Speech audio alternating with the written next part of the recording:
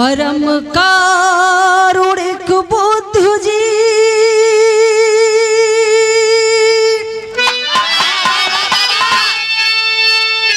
कर गई करो प्रणाम।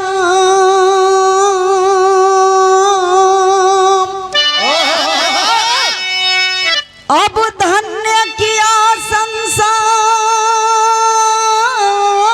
को,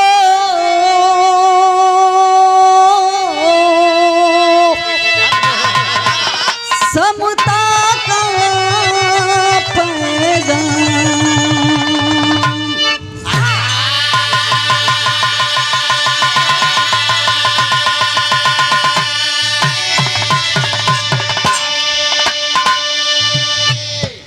मानवता का क्या पहचान, मानव मानव एक समान।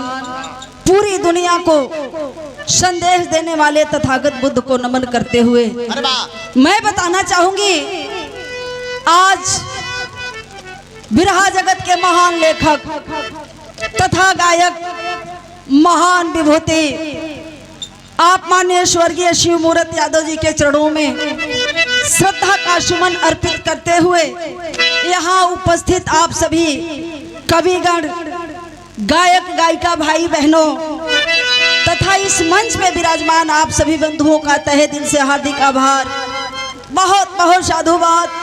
और साथ में हमारे यूट्यूबर भाई भी बैठे हैं, आप सभी को भी बहुत बहुत धन्यवाद। और जो हम कलाकारों को सुनने के लिए आप लोग बैठे हैं, सबको बहुत बहुत साधुवाद। ज्यादा समय न लेते हुए, क्योंकि समय का अभाव है और कलाकार साथी ज्यादा हैं, इसीलिए मैं कहना चाहूंगी कि आना जाना दुनिया का शाश्वत नियम है। जो आया है उसे जाना है। तो मैं कहती हूँ कि जो आया है सो जाएगा, यह कुदरत का पैमाना है। फिर भी ईर्ष्या, संग, अहंकार, नफरत से भरा जमाना है।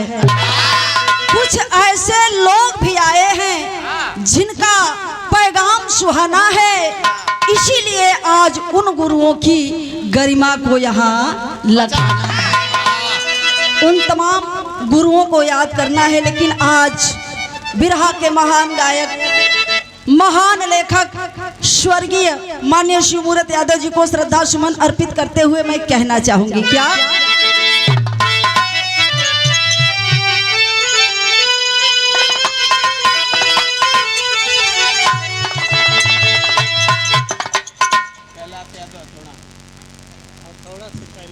हक का लेख है क्या?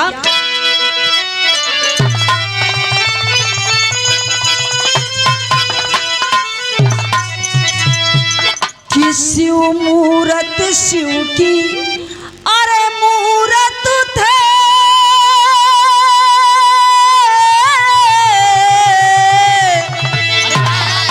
शिव मूरत शिव की अरे मूरत थे, यहाँ बाग सजा कर चले गए।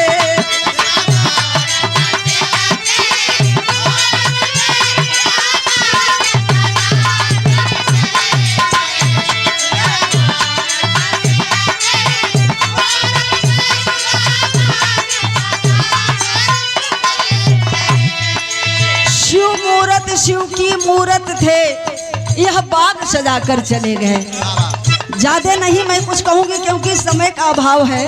थोड़ा लिखना, बहुत समझना, आप लोग तो खुद ही समझदार हैं। इसीलिए मैं कहती हूँ, शिव मूरत शिव की मूरत थे,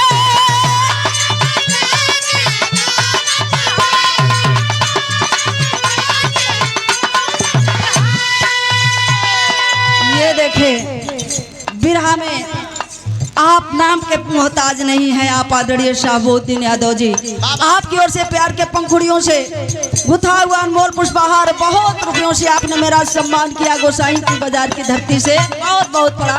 शिव मूरत शिव की मूरत थे,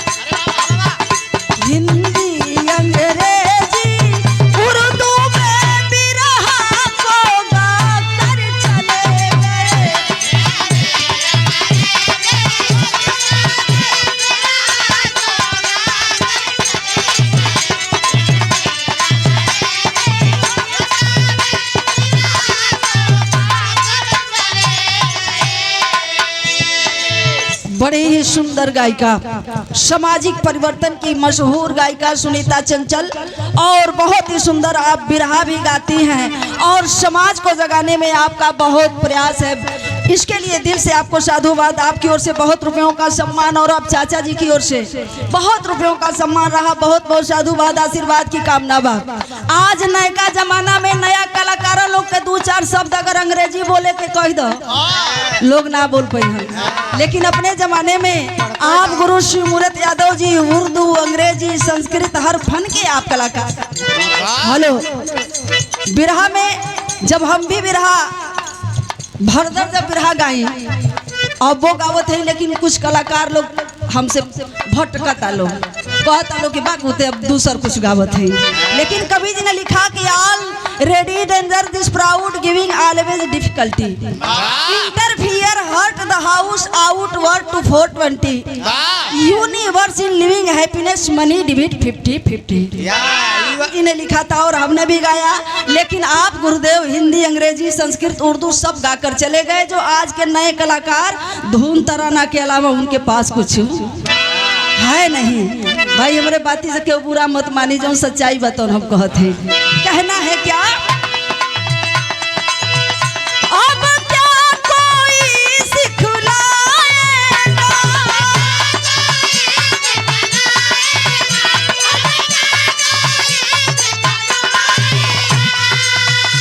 वैसा कर तब दिखलाएगा।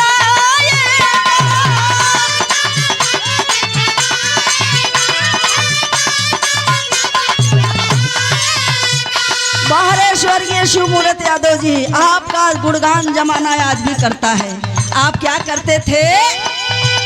अब क्या कोई सिखलाएगा, वैसा कर तब दिखलाएगा।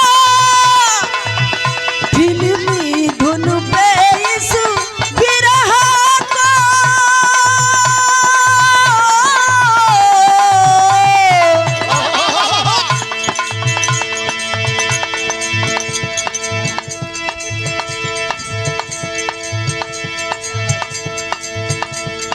ये देखें, बड़ी सुंदर कलाकार और मेहनती कलाकार हुई कलाकार चंचल यादव।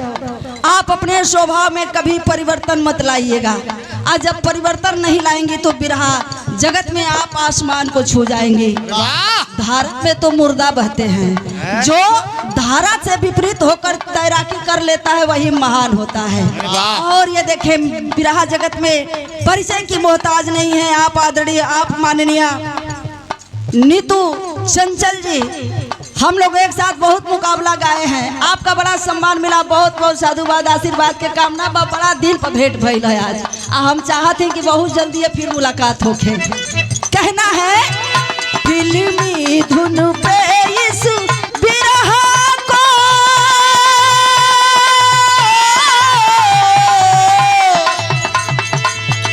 फिल्मी धुन पे इस बिरहा को जग में फिल्मा कर चले गए।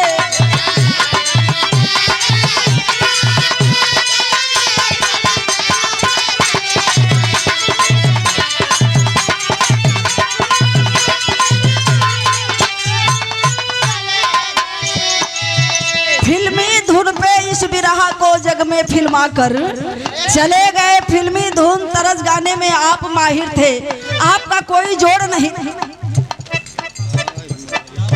क्या थे आप, हर फन छन बन के माहिर थे।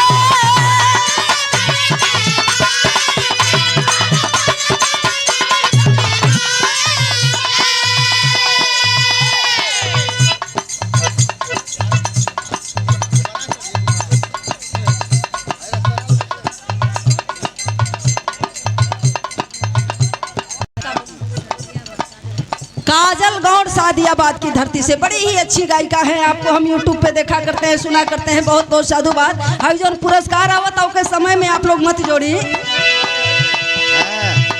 चंचल बन के वो माहिर थे।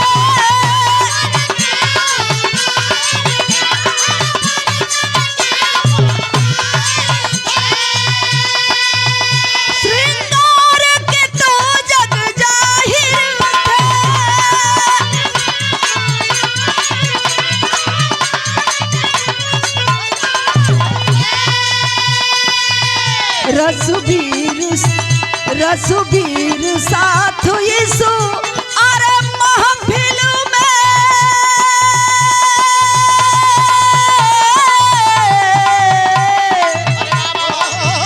रसुबीर साथ यीशु महफिल में करुणा बरसा कर चले गए।